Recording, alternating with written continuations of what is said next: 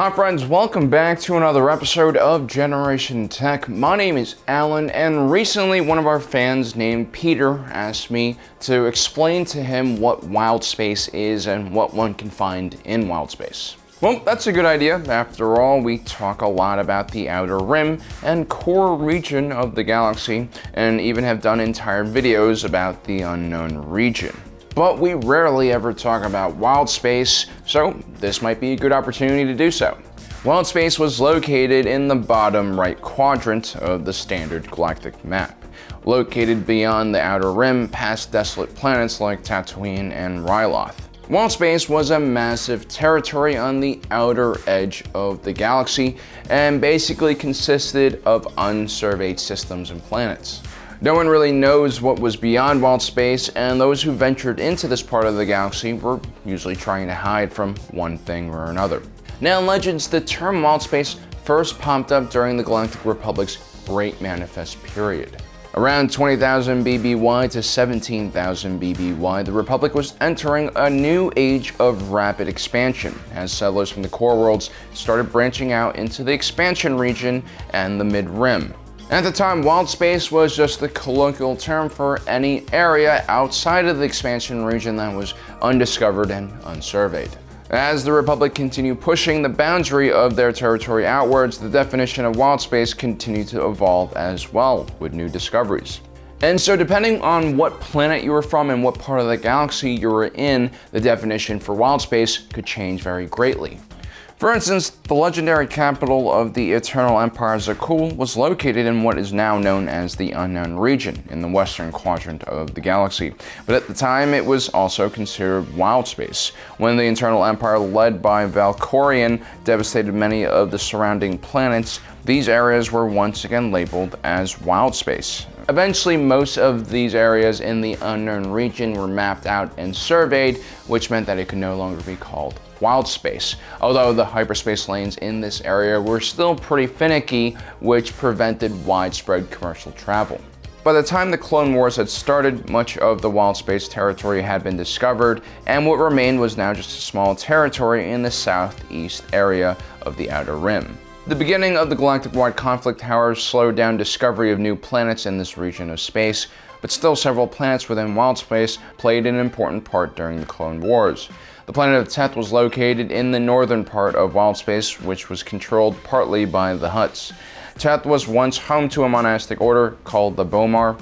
They were all about removing their brains from their physical body and placing them in spider droids. Something about enlightenment through isolating their senses from physical interaction. The Bomar had been established in 700 BBY and had built many temples and palaces in wild space and Hutt space.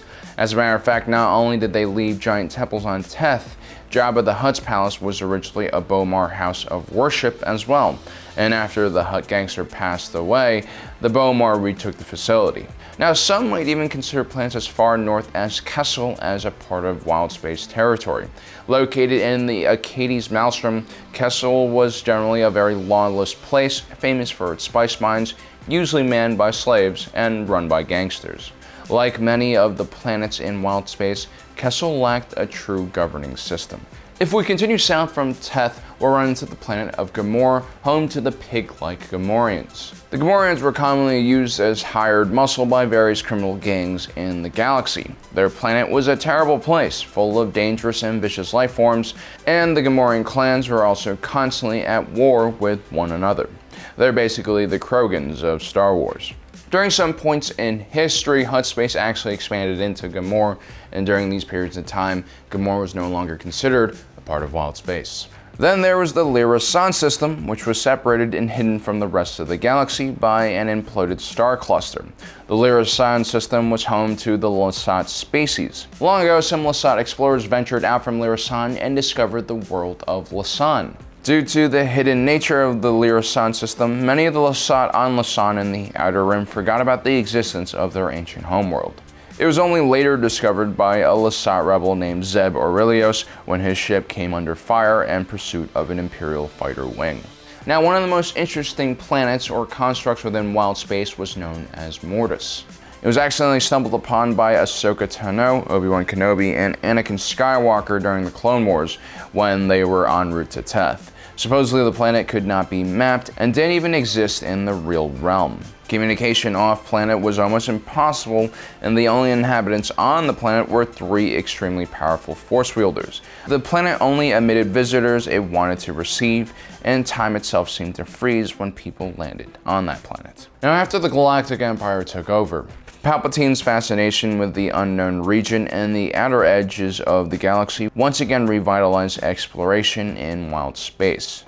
The Imperial Survey Corps was established, and its primary goal was to map out the farthest reaches of wild space. Although this organization was officially a part of the Imperial military, their mission was also staffed with civilian scientists and explorers. The ISC was generally seen as far too independent in temperament, and this perception was only compounded by their lack of funding and manpower. Their task was truly epic in size, and soon the poorly funded ISC became more frustrated at the Empire. Many members of the Survey Corps would eventually defect, bringing their knowledge of wild space to the Alliance to restore the Republic. The Rebels were able to use the data, which included newly discovered habitable planets that had yet been added to Imperial military databases.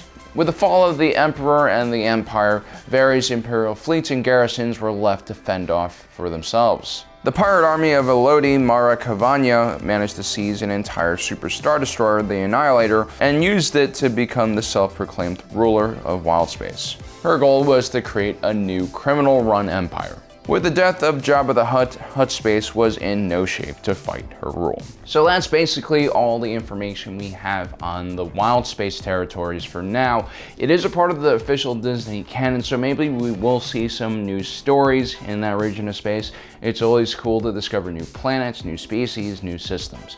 Anyway guys, don't forget to subscribe and hit that notification button down below so you don't miss out on the rest of our awesome content. And as usual, thanks for joining us today. If you're watching this, you are Generation Tech.